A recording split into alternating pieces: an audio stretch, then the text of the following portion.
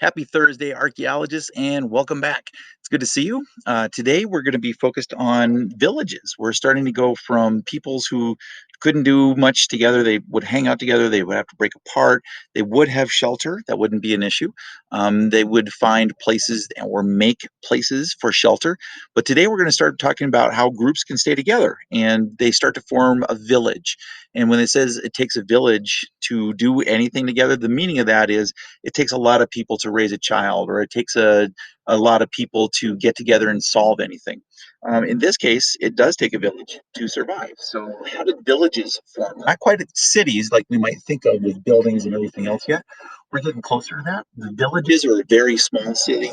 You might call it a hamlet if you were in certain places. Nice and quaint, love those. But very small cities would just also be referred to as a village. So with that, how did the villages work with each other? The trading network, how did they get things the resources that they needed?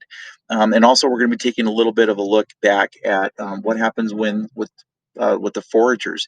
We're going to be looking at revisiting those a little bit. So today is about note taking. You have a note catcher that is due today. Make sure that you submit that. It does not matter how you do it. The note catcher is split up into three sections, and that's because there are three subheadings within the article. So it's up to you how you want to take the notes. You don't have to know specific dates or specific people, but it is important to think like an archaeologist. Like, how did these villages form? How did the trade networks start to form that would last for maybe thousands of years? So you're going to focus on that. Take any notes that are possible. Don't just copy the sentences. Nice try.